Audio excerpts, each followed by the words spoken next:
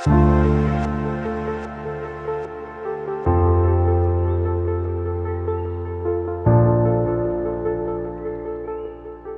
jadi langkah mitigasi atau pencegahan, pengendalian penyakit mulut dan kuku yang kita lakukan ya di Pemprov DKI Jakarta setelah ada press release dari Kementerian Pertanian tanggal 5 Mei. Yang pertama kita lakukan adalah kita melakukan koordinasi dengan Direktorat Jenderal Peternakan dan Kesehatan Hewan Kementerian Pertanian. Langkah-langkah dari pemerintah pusat itulah yang akan kita adop untuk pemerintah DKI Jakarta. Itu yang pertama. Kemudian yang kedua, alhamdulillah sampai saat sekarang ini mudah-mudahan dan seterusnya itu dari 5 wilayah yang kami turunkan petugas-petugasnya tidak terindikasi gitu ya, tidak ada secara gejala klinis mengarah ke PMK. Namun demikian selalu saya sampaikan ke kawan-kawan pelaku, kawan-kawan peternak, yang pertama kuncinya ada pada biosecurity. Apa sih biosecurity itu? Adalah kebersihan dari kandang itu sendiri, kemudian dari si para pelakunya sendiri, peternaknya, atau saya menyebutnya adalah anak kandang. Karena apa? Karena bisa jadi saya selaku petugas, kemudian kawan-kawan peternaknya, seperti itu adalah justru karirnya.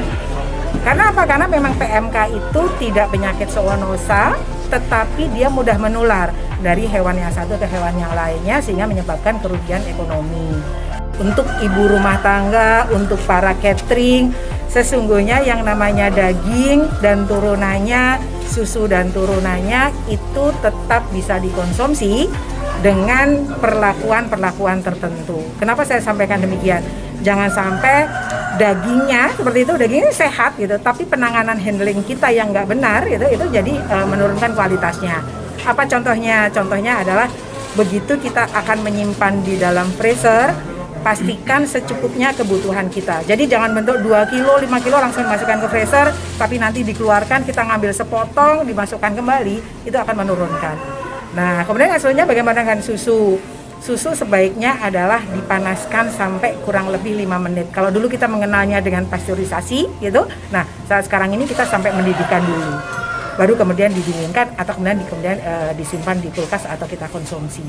Kemudian untuk jeroannya, makanya kemudian namanya adalah penyakit mulut dan kuku seperti itu. Nah, bagian-bagian dari jeroannya itulah yang kita harus hati-hati. Sebaiknya memang harus melalui perebusan. Isi rumennya atau isi perutannya kita perlakukan dengan sebaik-baiknya. Karena apa? Karena memang kalaupun tidak ada PMK, itu adalah nanti akan mencemari lingkungan. Seperti itu. Bu, di Jakarta sendiri apakah ada kandang yang masih tidak layak gitu, Bu? Oh ya, untuk yang saat sekarang ini boleh, kalau menurut saya ini boleh silakan saja dijadikan contoh. Karena apa? Karena dari segi pemanfaatan sinar matahari ini sangat terbuka sekali. Kemudian sirkulasi udara, kemudian dari lantainya seperti itu. Nah, tadi saya sampaikan ke kawan-kawan peternak, jangan pernah dilupakan transportasi pakannya.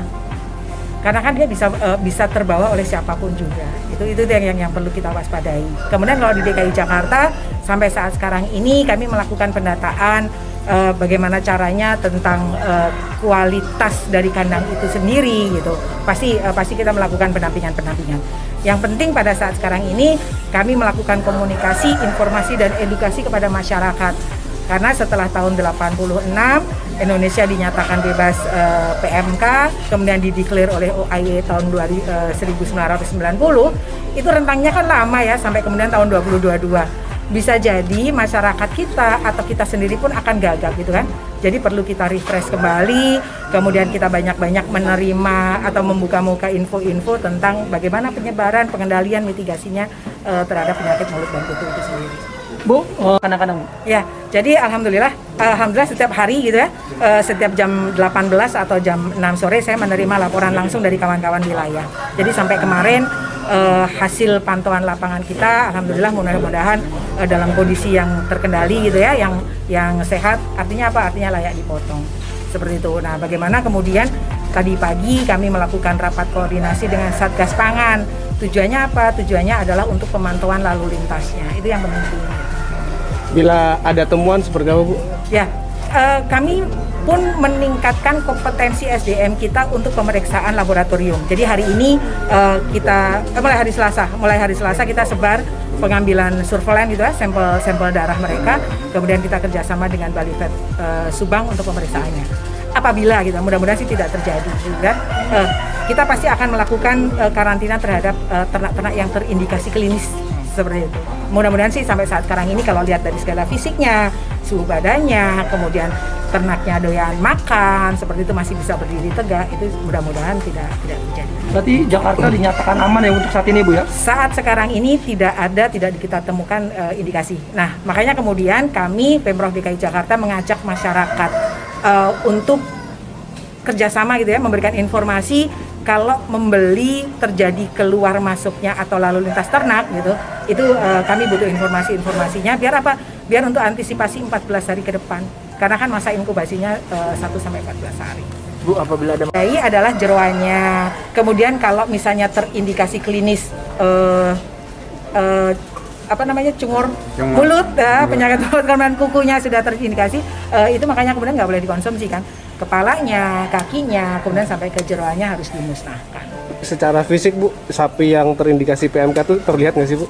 Iya, terlihat. Jadi pertama pasti suhu badannya akan tinggi gitu kan. Nah, kalau lebih parah lagi gejala-gejala akut seperti itu, mulutnya lepuh seperti sariawan gitu ya, bernanah seperti itu, kemudian kukunya kopek gitu. Dan layu, lumpuh. Siap. Itu boleh Pak.